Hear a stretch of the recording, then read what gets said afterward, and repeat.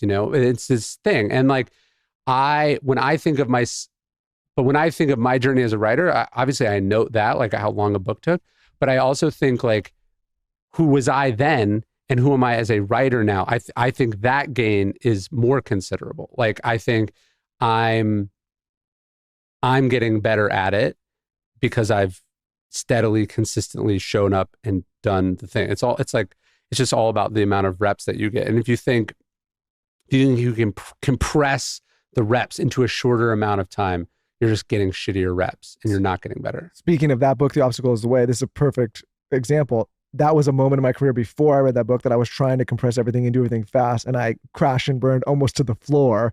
And pulling myself up out of that tailspin, I found your book, and that was a very helpful book to me, be like, oh, The Obstacle is that's like kind of how I found you. But it's funny hearing you say this now all these years later, because that was me trying to do everything as fast as possible as a young guy, and then doing it in a sloppy way, and almost getting in trouble doing it that way because it wasn't sustainable. And then I read that book and I was like, okay, this is the way out of it. It's funny, that book came out in 2014, but in 2008 or 2009, I'm forgetting when exactly, a publisher, I'd written an article about Stoicism, and a publisher asked me if I wanted to turn it into a book. So I'd probably wanted to be a writer. I'd probably been working at writing there for 3 or 4 years, maybe 4 or 5. But that was it. Like, I was like, this is my shot. This is the thing that I've wanted. This is my shot. And I went to Robert Greene, who I was then a research assistant for, and doing a bunch of other stuff. And I said, what do you think? Like, I was like, this is what they're offering. And I thought he would be like, well, you should ask for this, or I thought he'd give me like contract negotiation advice. And he was like, you should turn it down. And I was like, what? This is it, man. Like, you don't get shots like this. In retrospect, it was actually a terrible deal. But he was like, no, he's like, you'll be better in a couple years. And the book will be better. You'll be a better writer. You'll know more. You'll have understood more. The Stoicism will be, the world will be more, inclined to hear what you have to say. You should do it. And so that was what he said it all very nicely, but he was also saying a not nice thing. Like, he was saying, like, you don't have what it takes. And he was totally right.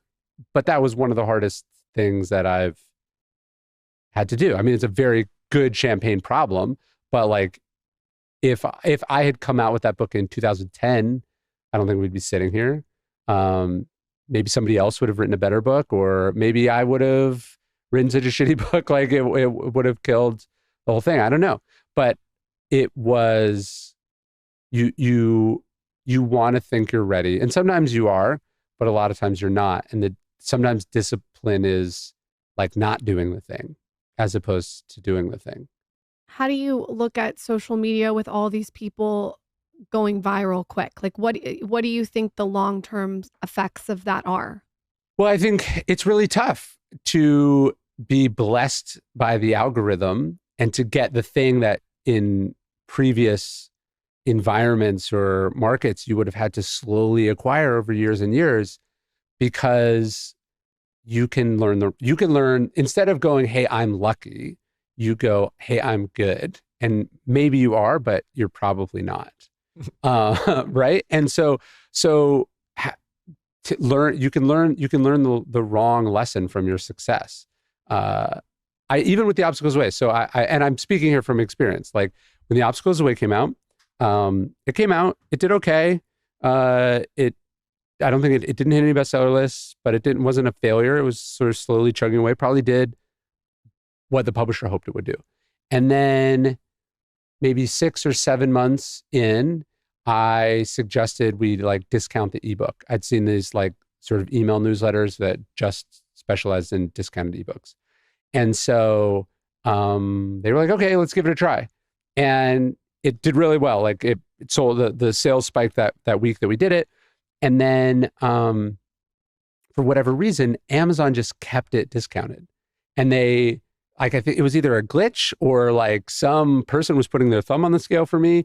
But the result was that it stayed discounted for like 10 or 11 months. And they kept paying the royalty too. So no one at the publisher was like, fix this. So it was basically like a loss leader for Amazon for 11 months. So I remember looking at the sales and they were like, you know, this part's me. And then there's this part that's not me. And I remember sort of very clearly saying to myself, you have to filter all of these numbers out when you do your second book. Like, can't count this them is not the baseline. This is not, you earned like the first sales and then a chunk of these ones, but then the other one was this other thing.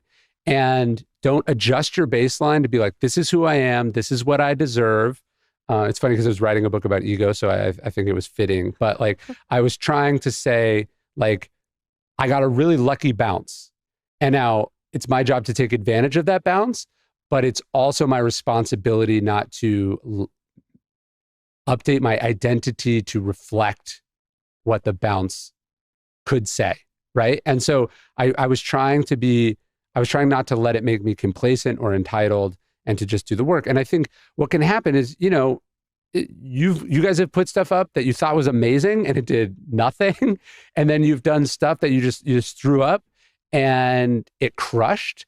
You have to have this sort of confidence versus ego to you know,